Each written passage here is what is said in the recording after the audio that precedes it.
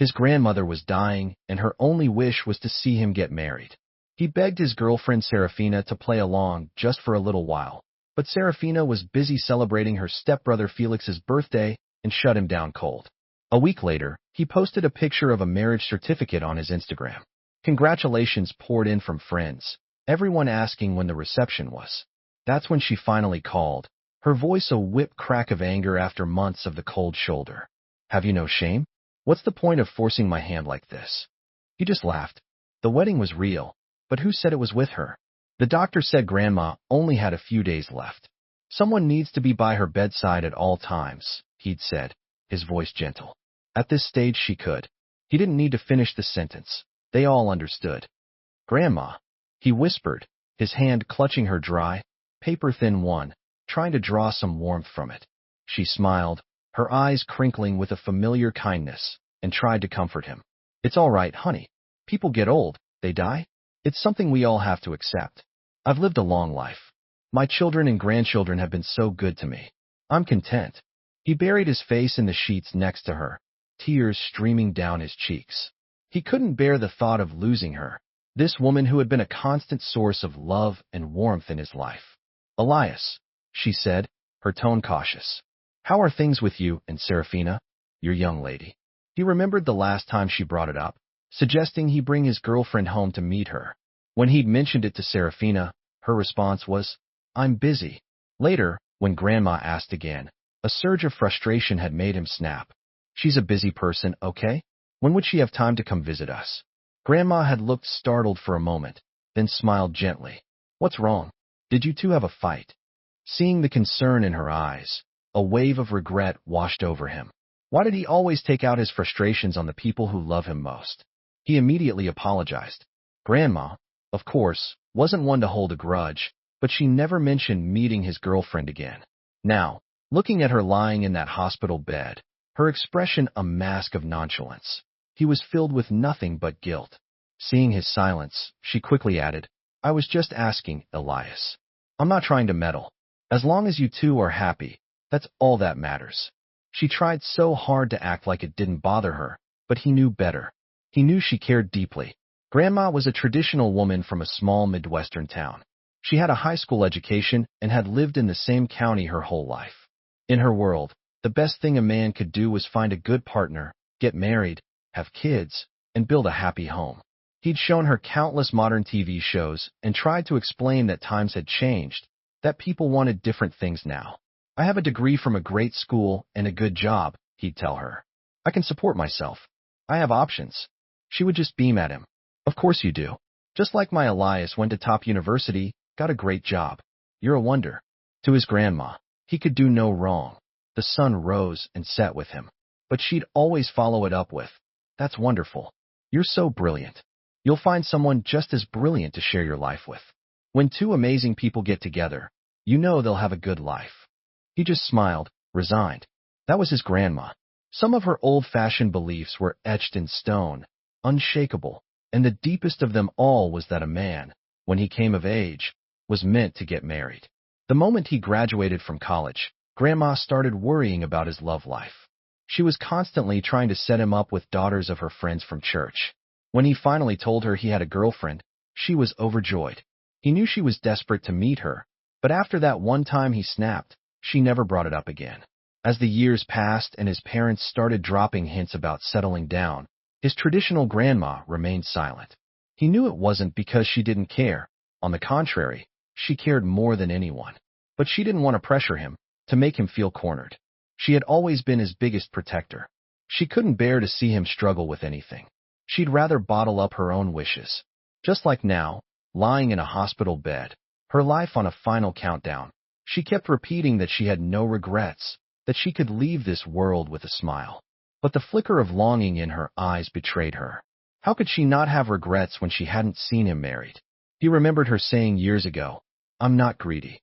If I could just see my Elias get married, I could die the next minute, perfectly content. She hadn't said anything like that in years, not because she didn't feel it, but because she didn't want to add to his burdens. How could he not be heartbroken for a grandmother like that? How could he let her leave with that one lingering regret? As he watched her drift into a peaceful sleep, he made a silent, resolute decision. That evening his mom arrived with a thermos of homemade soup. After he helped Grandma with her dinner, Mom told him to go home, eat a real meal, and take a shower. Get a good night's sleep at home, she said gently. You haven't been resting. The dark circles under your eyes are terrible. She assured him his dad would take the night shift and call if anything changed. Outside the hospital, he called Serafina, no answer. He called her assistant, who told him she'd left the office hours ago. He opened Instagram. The first post of his feed was from Felix, a new photo just uploaded. The caption read, "Another year, and you're right here by my side, the best." Of course it was Felix's birthday. He zoomed in on the picture. Felix had a decadent cake, flowers, and a cascade of balloons. In the corner of the background, he recognized the discreet logo of a private club on the Gold Coast, Serafina's favorite spot. Driving there, his mind was a maelstrom of conflicting thoughts. He had no idea how this would play out, but he had to try. The moment he stepped into the club, he could hear his own heart hammering against his ribs. Nerves, uncertainty, a deep-seated dread. He found the private room she always booked and knocked. A voice called out, "Come in." He pushed the door open. A long table adorned with flowers was surrounded by a crowd of people gathered around Felix, who was about to cut his cake. Felix was dressed in a crisp white designer suit, his tall frame a beacon in the room. At the sound of the door, heads turned. The woman standing beside Felix, her arm draped casually around his waist, immediately dropped her smile. Her brow furrowed in annoyance. It was Serafina. "What are you doing here?" she asked, her voice laced with ice. Felix gently patted her arm, a mock reprimand. "Serafina, be nice. How can you talk to Elias like that?" He turned to him, a practiced, charming smile on his face. "My fault, man. I should have invited you. Serafina mentioned you were taking some time off for a family emergency, so I figured you were swamped." He led him over to Serafina's side. "Be sweeter to your boyfriend," he chided her lightly. "You're going to scare him off with that attitude." Serafina looked at him. She said nothing. He took a deep breath, his eyes fixed on her. "Can we talk outside for a second? I need to ask you something." "Whatever it is, you can say it here," she said, her expression flat. Everyone here is a friend. His presence had clearly ruined her mood. Her unwelcoming vibe was a physical force in the room. The people around them, all Serafina's friends, tried to look away, but he could feel their hungry, gossiping eyes on him. He didn't have time for their judgment. He dug his fingernails into his palm, steeling himself. "Serafina," he said, his voice clearer than he expected. "Marry me." Serafina stared at him for a few seconds, as if she couldn't process what she'd just heard. Then the realization hit. "What did you just say?" "I said, let's get married." Saying it a second time felt easier, the words solidifying in the air. "Elias, it's not April Fool's Day," Serafina said coldly, her eyes filled with disapproval. Felix stepped in, trying to smooth things over. "Hey, Elias, have you been drinking?" "I'm perfectly sober," he said, his gaze locked on Serafina. "I'm asking you if you will marry me tomorrow." His stare was unwavering, making it clear this wasn't a joke. Felix's smile vanished. His tone turned sharp. "Elias, it's my birthday. Whatever drama you and Serafina have, please take it somewhere else. I only get one birthday a year, and I don't want it ruined." Whispers erupted from the crowd around them. "Oh my God, proposing to Serafina? Does he have a death wish? Seriously, he needs a reality check. Just because they're dating, he thinks he's going to marry into the Moreau family? Please, Serafina's just having fun with him. He's clearly gotten delusional. The nerve of some people. Doesn't he know his place? I heard his dad owns a small security installation business. Does he have any idea what it means to be the daughter of one of the richest men in the city?" Their eyes were filled with scorn and derision. He was used to it. He stopped caring a long time ago. Felix's displeasure was a direct command to Serafina. She didn't hold back. "What is wrong with you? If you're going to have a meltdown, get the hell out of here." A sharp pain lanced through his chest. He fought back the wave of humiliation and explained, "I didn't want to ruin Felix's party. I asked to talk outside. You're the one who insisted I stay. If this ridiculous stunt is what you wanted to talk about, then the answer is no. You can leave now." His fingers were clenched so tightly his nails had broken the skin on his palm. He had to try one more time. "Serafina, I'm not trying to pressure you. My grandma, she only has a few days left. I just don't want her to die with regrets. I want her to see me get married before she goes." Serafina looked at him like he was a pathetic joke. Her voice dripped with contempt. Are you even listening to yourself? She didn't believe him, and neither did anyone else. Using a dying relative to force a proposal? That's a new low. Seriously, does he think we're all idiots? If that line worked, Serafina would have been married a dozen times by now. His voice cracked with desperation. Serafina, I'm not lying. You can check for yourself. My grandma is at enough. Serafina cut him off, her patience gone. I don't have time to watch you act. Her tone was severe, a final warning. I told you I don't believe in marriage. You said you were okay with that. Are you trying to go back on your word now? So you won't marry me? Is that your final answer? He asked. No, she said, her voice absolute. Okay, he whispered. I understand. He turned and walked away, leaving the club. He walked numbly along the sidewalk. The world around him seemed to fade to gray, a blurry backdrop to the chilling void in his chest.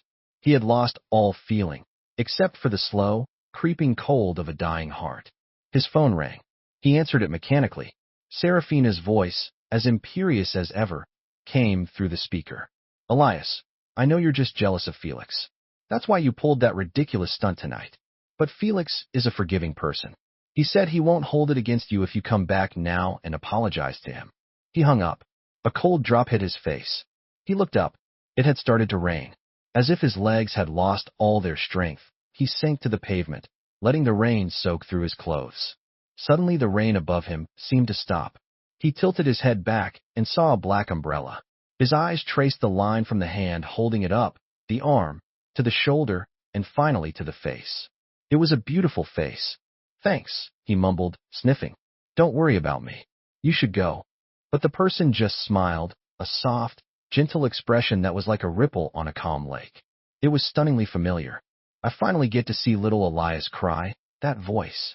He frowned, studying her face again. Combined with the long, elegant features, it sparked something deep in his memory. A few seconds later, a flood of distant memories washed over him. He gasped. Jolly. She let out a soft laugh. You haven't forgotten me, Elias. I'm so glad. Jolly, his childhood best friend, reunited after all these years. He forgot all his troubles in an instant, wanting nothing more than to catch up. Come on, he said, wiping the rain from his face. I'm buying you dinner. It's been way too long. When he was a kid, his parents were always swamped with their business and didn't have time to look after him, so they sent him to live with his grandma in her small town. He met Jolly in elementary school there. They were deskmates in first grade. During class, he'd often hear her stomach rumbling, but she always had this little frown on her face, a wall around her that made her seem unapproachable. So he never dared to ask why she was always hungry. He asked his grandma about it later. She told him Jolly's father had passed away and her mother had run off with another man. She's a poor, unfortunate child, Grandma sighed. She gets passed around between relatives, always having to watch her words, never getting enough to eat. She pressed a few extra dollars into his hand. From now on, you pack a little extra in your lunch and share it with her. At first, he just offered her his snacks, pretzels, fruit snacks, chips, saying he was too full and needed help finishing them. She'd just scowl and refuse. Then one day, he theatrically threw 2 perfectly good dinner rolls into the trash can right in front of her. She lunged for the bin like a woman possessed, pulling the rolls out. She turned on him, her eyes blazing with righteous fury. How could you waste food? She accused, as if he'd committed a mortal sin. He shrugged. I can't eat all.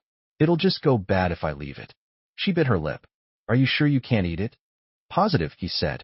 Look, my grandma packs me this huge lunch every day. I'm not a pig. There's no way I can finish it all. So you weren't offering me food before because you pitied me? Of course not, he declared, his voice full of conviction. Okay, she said, her shoulders relaxing slightly.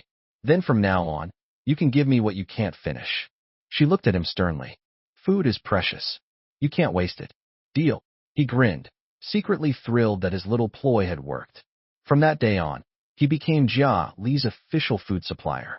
They became inseparable, telling each other everything. Her name, Jia Li, and her incredible talent for folding paper airplanes of every shape and size earned her the nickname Jet. And after she heard his grandma call him by his first name, she started calling him Elias.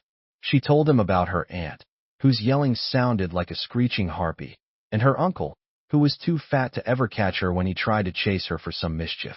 He told her about his parents, who were always too busy, their phone calls never lasting more than 5 minutes.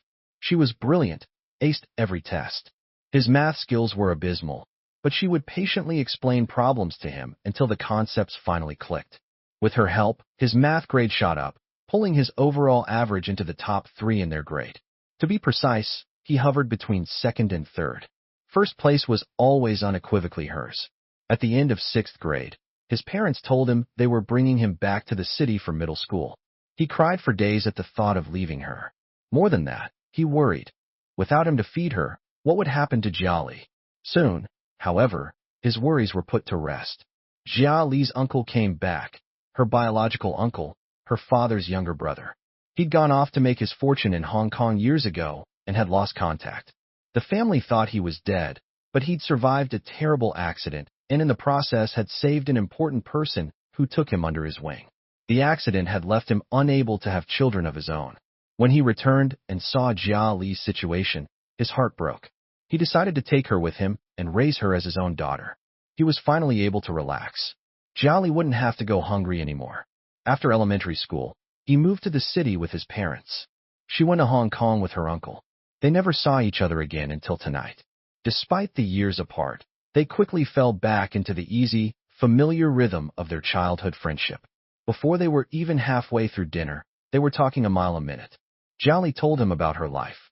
She had lived with her uncle in Hong Kong, who treated her like gold and sent her to the best schools.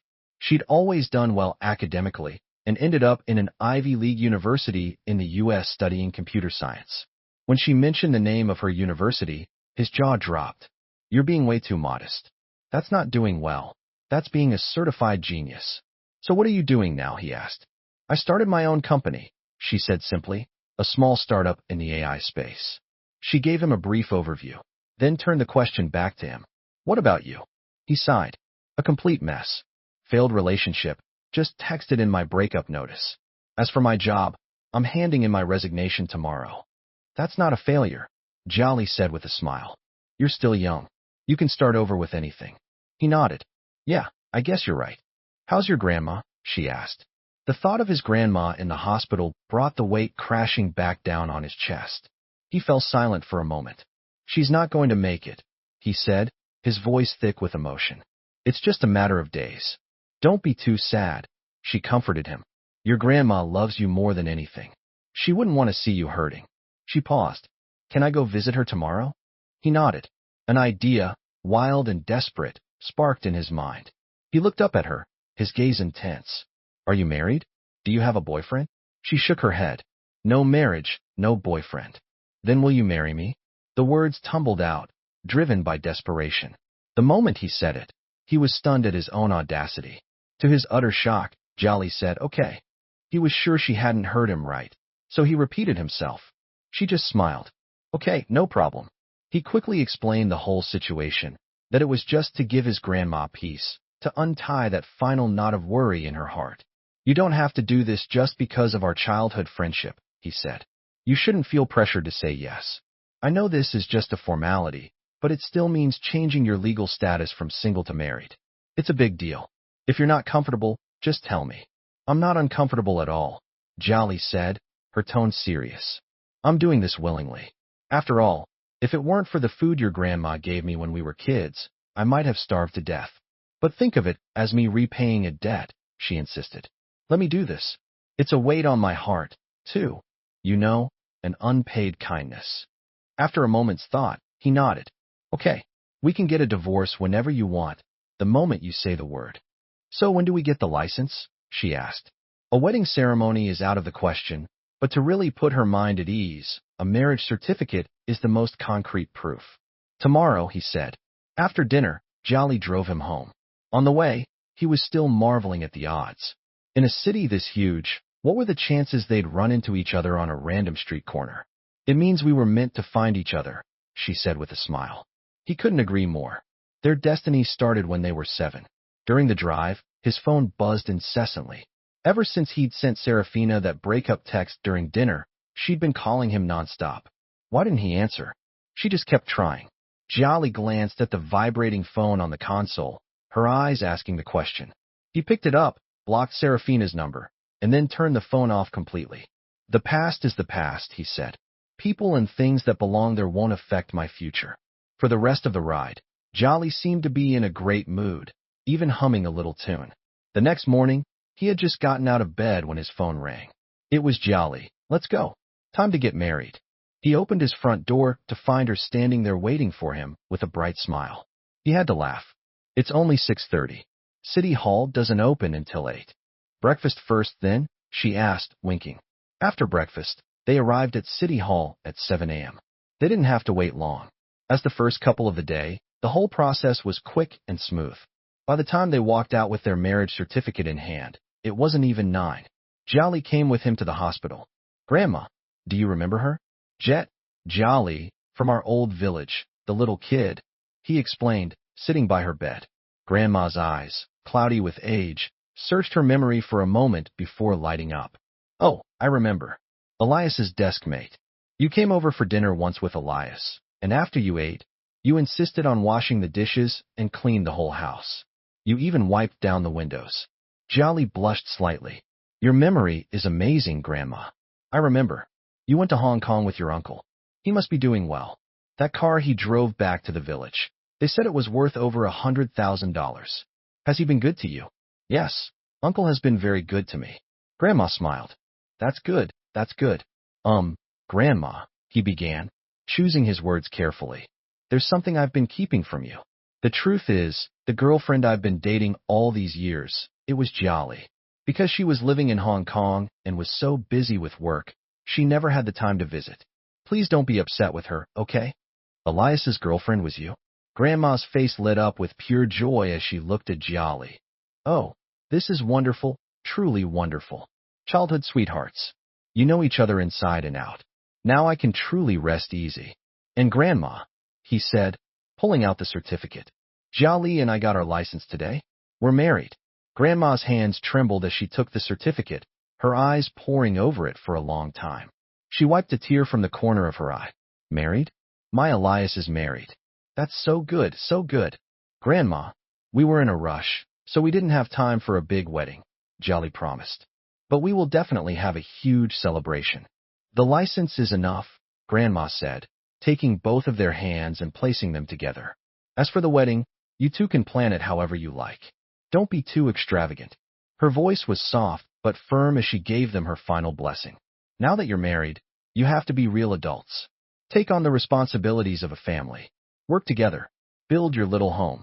Talk things out. Don't fight. Just live a good, honest life.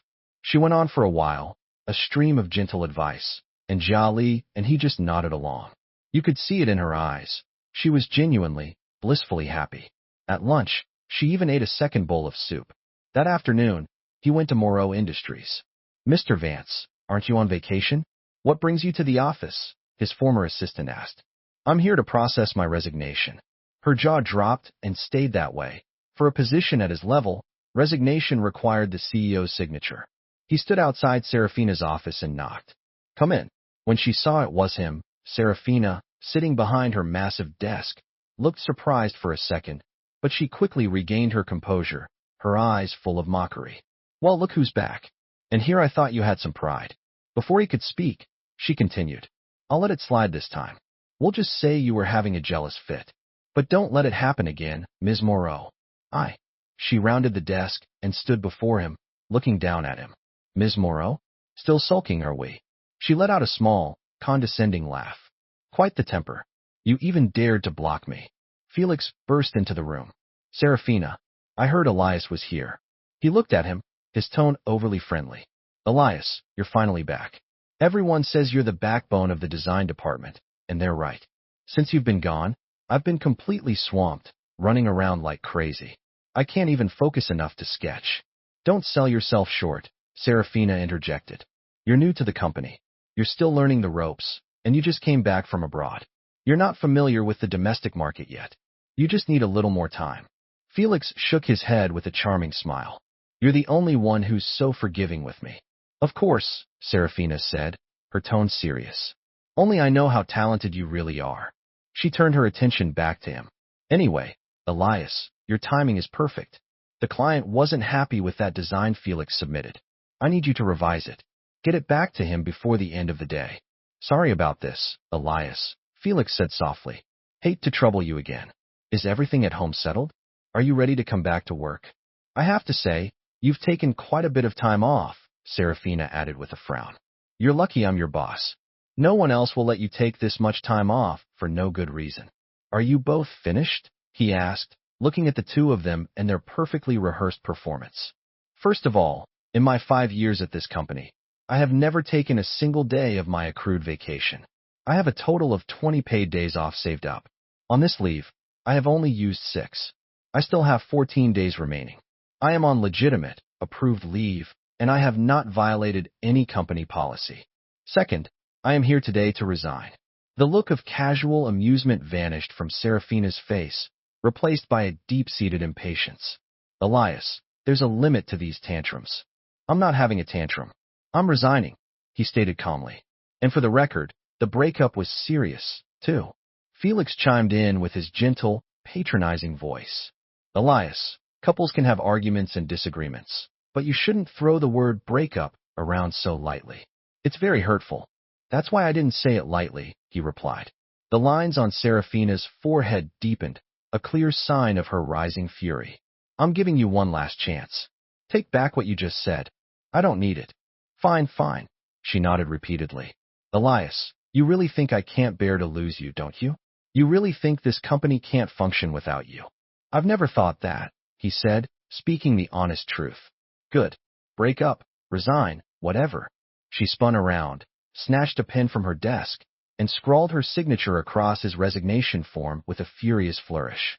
And you don't need to stay for another month. You can clear out your desk today. The company will pay you whatever severance it owes you, down to the last penny. He nodded. That's even better. With that, he turned and walked out of the office. As he reached the door, he heard the sound of something heavy crashing to the floor behind him. Standing on the sidewalk outside the Moreau Industries tower, he looked back up at the gleaming glass and steel and felt a genuine smile spread across his face. His lost youth, the love he had chased for so long, and the career where he had poured his sweat and his passion, his years of study, his relationships, and his work, they were all behind him now. He had no regrets about the past. In his studies, he had fought his way into the university and major of his dreams, and he was satisfied. Professionally, though he was leaving, the years of work had honed his skills and capabilities. He could feel his own growth, not just in his professional expertise, but in his ability to navigate complex situations. Romantically, he had been brave enough to confess his feelings and had even dated the person he had admired from afar for so long. In a relationship, he had striven to be a good, even exceptional, boyfriend. He cared for her life and work. He was empathetic. He provided emotional support. As a boyfriend, he felt he had done everything within his power, but the relationship still failed. He had tried, and he had discovered that this person and this relationship were not right for him, so it was time to end it. He had done his best, so he had no regrets. He would collect himself, say a dignified farewell to the past, and from this day forward, he would stride confidently into the next chapter of his life. Forgetting Serafina completely probably wouldn't be easy, but he had patience. He would erase her from his heart piece by piece. The process might take a while. After all, she had taken up residence there a long time ago. He met Serafina in middle school. He had just transferred from a small town to the big city. During English class, when he answered a question, his thick Midwestern accent sent the entire class into a fit of laughter. After class, a few kids were still mimicking his pronunciation, making snide remarks. Serafina sat behind him. She threw the book she was holding. It skimmed past the forehead of the boy who was mocking him. You've had 6 more years of proper English lessons than him, and you still sound like an idiot. Does that make you feel superior? Serafina's voice was ice. The boy who had been laughing at him immediately fell silent. Serafina must have had some serious pull in their class because after that, no one ever made fun of his accent to his face again. That single act of defense made him start paying quiet attention to the girl sitting behind him. The more he watched, the more he fell for her. At that age, Serafina was in a league of her own. She was stunningly beautiful and the tallest person in their class. Her grades were always at the top of their year, making her a favorite among the teachers. He'd heard other students whispering that her family was incredibly wealthy, that her sneakers were limited edition collector's items. Most importantly, she had defended him in front of the whole class, preserving his dignity. For a boy on the cusp of adolescence, a girl like that was fatally attractive. He knew he was out of her league, so he carefully hid his crush. The academic standards of a small town couldn't compare to the city's. His grades, which he had once been proud of, had plummeted to the middle of the pack. To get his name on a ranking list closer to hers, he studied like a man possessed. His hard work paid off, and his grades began to climb rapidly until his name was less than 10 spots away from hers. On the high school entrance exams, he performed better than he ever had, scoring 5th in the entire school. She was first. That was the closest his name ever got to hers. They ended up in the same high school, and by some stroke of luck in the same homeroom. After the midterm exams, the seating chart was rearranged. To his utter delight, they became deskmates. One morning during English reading period, he was reading a passage aloud. She leaned over and whispered with a small smile, "Your accent is perfect now." In that moment, he remained outwardly calm, but inside a flower had burst in a spectacular bloom. He couldn't describe the thrill he felt. She remembered him. She remembered his accent. As deskmates, they started talking occasionally, and he learned more about her. He learned that after the second period every morning, she would go to the cafeteria to buy a strawberry yogurt and take it upstairs to the sophomore hall to her brother in Class B. His name was Felix, and he was a year older than her. They weren't related by blood. Felix was her stepmother's son from a previous marriage. Serafina didn't seem to have any animosity towards her stepmother. Her own mother had passed away when she was 5, and her father, not wanting her to be mistreated by a new wife, had refused to remarry for years. In her first year of middle school, he was introduced to Felix's mother, and they eventually married. Serafina, who had lost her mother at a young age, found a long-lost maternal affection in Felix's mom, so she treated her stepmother with a great deal of respect, and she doted on her stepbrother Felix, protecting him fiercely. He pieced all of this together from the fragments of conversation she let slip. It was then that he learned the real reason she had defended him back in middle school. Felix had also transferred from a small town and had been mercilessly mocked for his own accent. Serafina had found him crying in his room about it, so when she saw him being subjected to the same ridicule, she saw her brother, and her anger had boiled over, compelling her to act. Learning this stung for a little while, but he got over it quickly. He was already in too deep. Loving her had become a habit he couldn't break. He had long since learned from Serafina which university she wanted to attend. That school became his singular goal. By some miracle, he got in. In college, they didn't interact much. He just watched her from a distance. The turning point came at a party for students from their hometown. That night, she drank way too much. She was crying, sobbing that she could probably never be with the person she loved. From a name she kept murmuring over and over, he learned that the person she loved was her stepbrother Felix. He also learned that Felix, to escape their complicated relationship, had left for Europe a few days earlier. On the walk back to her dorm, she cried the whole way. Her choked voice was thick with sorrow. Why did he have to leave? I could have just not bothered him, as long as he was still here. Couldn't I just watch you from a distance every day? You're gone. I'm thinking of you. Seeing her like that broke his heart, but there was nothing he could do. The day after he took her back to her dorm, Serafina was waiting for him outside his building. "Elias," she said, "do you want to try dating me?" In that instant, it felt like a firework had exploded right above his head. He couldn't stop himself from nodding furiously. During college, their relationship was simple and sweet, like so many other couples. She would wait for him outside his dorm every morning with breakfast. They'd hold hands and wander around campus. When she didn't have class, she'd come with him to his, playing with his fingers under the desk. On Valentine's Day, she'd plan elaborate surprises. The expensive phone he'd left lingering in his Amazon cart, she secretly bought for him as a birthday gift. After graduation, she said to him, "Come work at Morrow Industries. I want to be able to see you every day at work." It was only years later that he learned the truth. The reason she had asked him out back then was because Felix had told her, "I have a girlfriend now, Serafina. You should go out and date someone, too." Because he had just taken her home drunk the night before, and because they were old classmates, she had chosen him as her target without much thought. When he found out, He was angry for a long time. Serafina apologized profusely, doing everything she could to win him back. He eventually caved, and they reconciled. The past few years of their relationship had been real to him. The sweet memories weren't fake. He couldn't let go. If Felix had never come back, he might have continued to live in his fantasy world, believing that Serafina now loved him. But the moment he reappeared, the bubble burst, and he was forced to face reality.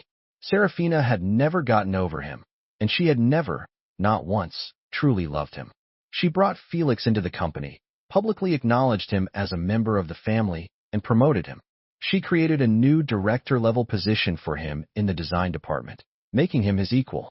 When a client rejected his design proposal, she asked him to fix it. She called it a revision, but it was a complete redesign from scratch. But when the project was completed, the credit and the name on the final submission was Felix's. Seeing the undisguised adoration in Serafina's eyes when she looked at Felix, he finally understood why she refused to get married. When their relationship was at its peak in college, Serafina once told him she was against marriage on principle and asked if he could accept that. He said he could. He was young then, and marriage felt like a distant concept, not something to worry about in the present. He figured that after a few years together, she might change her mind. Now he finally understood. Her so-called anti-marriage stance was just a way to keep her options open. What if one day the possibility of being with Felix became real? The hope was slim, but it was there, and in that case, her unmarried status would be the greatest offering she could present to him. After leaving Moreau Industries, he went back to the hospital to be with Grandma. Her spirits seemed much higher than before. She chatted with him enthusiastically, dropping Jia Li's name into the conversation every few minutes. It was always our Jia Li, a clear sign of how thoroughly this new granddaughter-in-law had won her over. That evening, Jia Li came to the hospital after work. The moment Grandma saw her, her face lit up with a huge smile. Jia Li sat by the bedside, patiently chatting with her, reminiscing about the old days in her small town, telling stories that were familiar and comforting to Grandma. She also mentioned that she had bought a house and a car here, describing how big the house was and how nice the car was, as if to prove she could provide a stable life for him. Grandma, however, was more concerned. You've built all this at such a young age. It must have been so much work. Don't push yourself so hard. Our Elias is a good boy. He bought his own little condo. You two have enough. Don't work yourselves into the ground. Your health is what's most important. And she added, I've saved up a little money. I gave the passbook to Elias. It's all for you too. Jolly gave her a thumbs up. Grandma, you saved up money? That's incredible. When his dad arrived to take over, Grandma shooed them out, telling them to go get some dinner.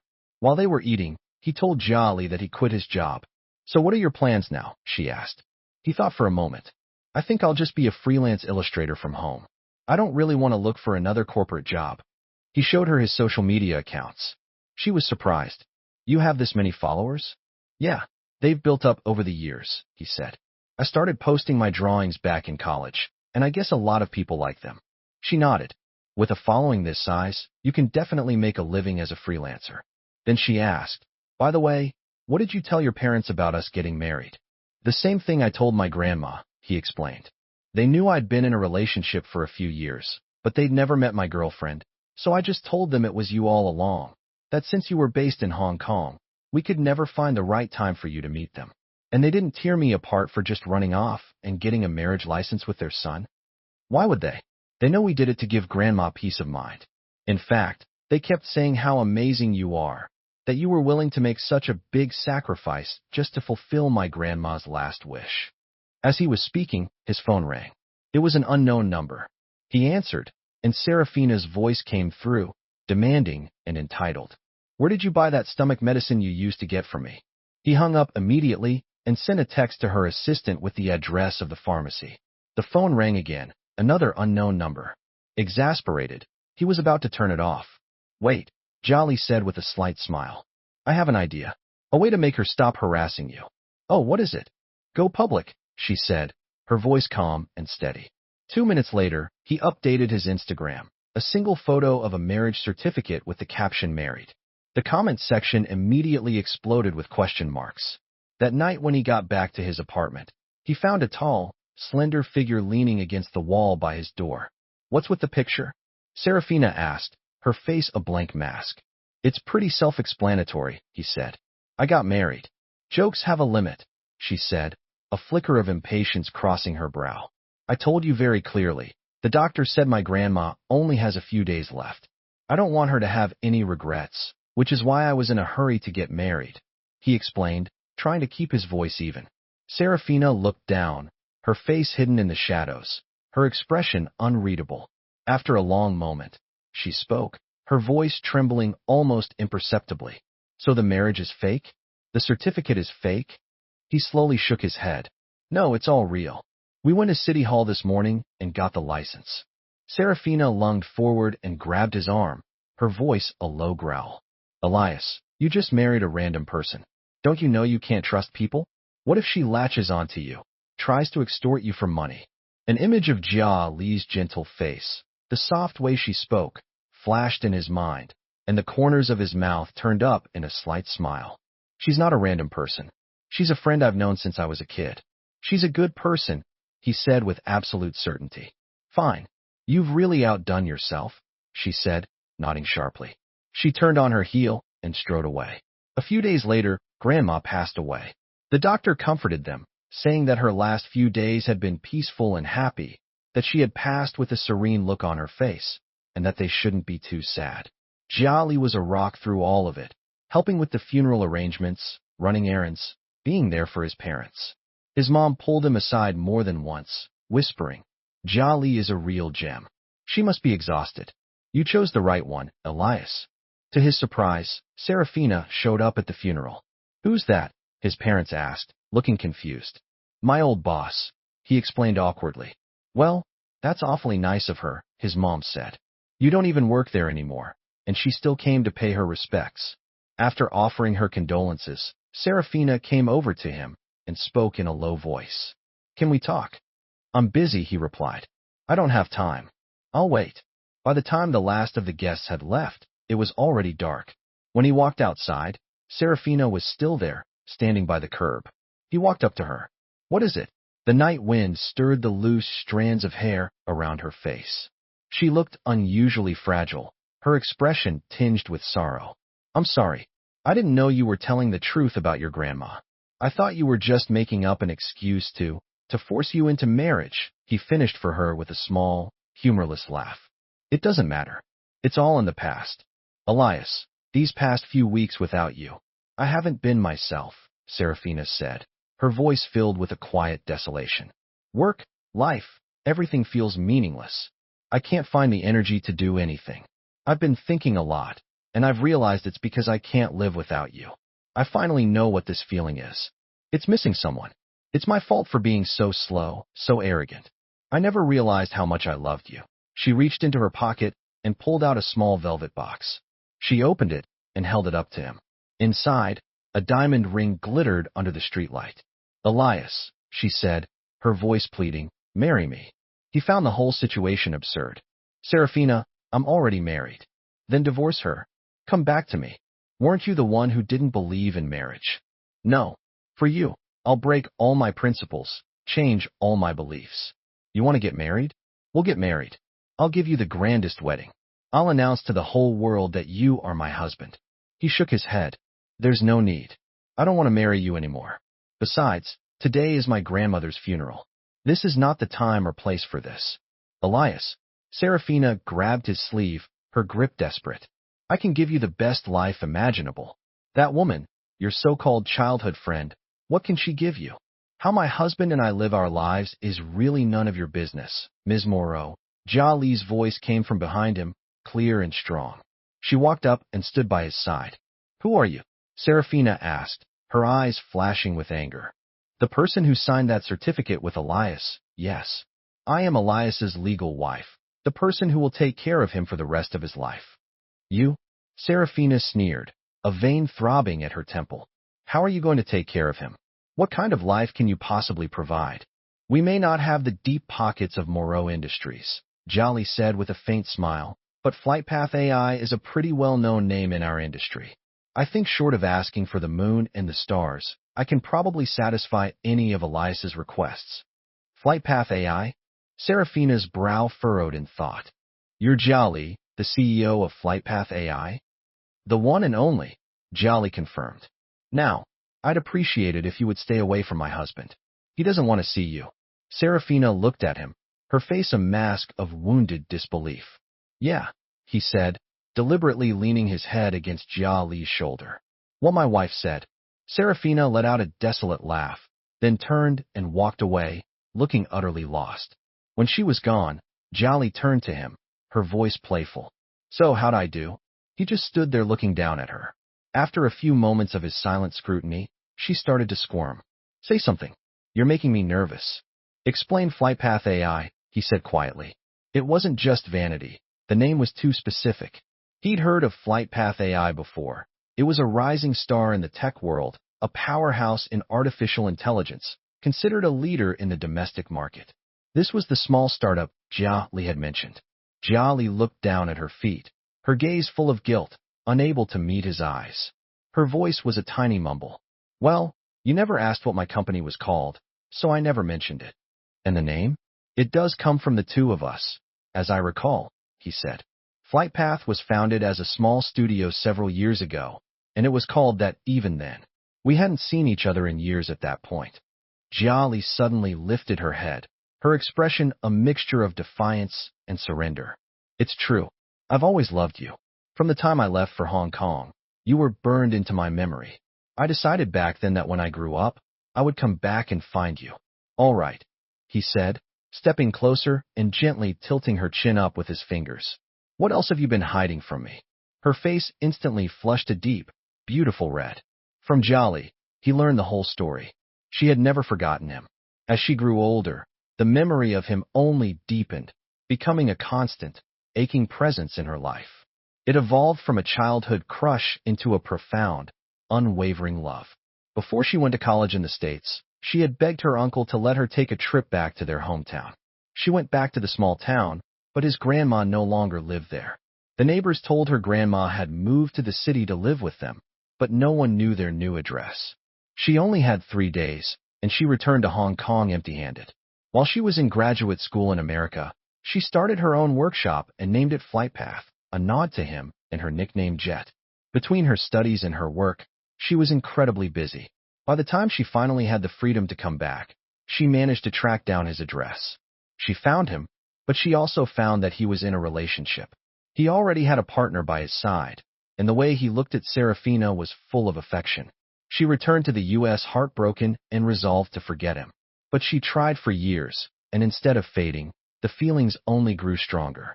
When the time was right, she decided to move FlightPath's headquarters to the mainland, setting it up in the very city where he lived. She said she never intended to interfere in his life. She just wanted to be able to see him from a distance. Whenever she had a free moment, she would drive her car and park it across the street from his office building, just to watch him and his girlfriend leave together. As long as he looked happy, she would drive away content. But recently, she had noticed that he was looking more and more unhappy. He was leaving the building alone every evening, Serafina no longer by his side. Instead, she often saw Serafina leaving with another man, laughing and eating with him, looking at him with that same gentle expression.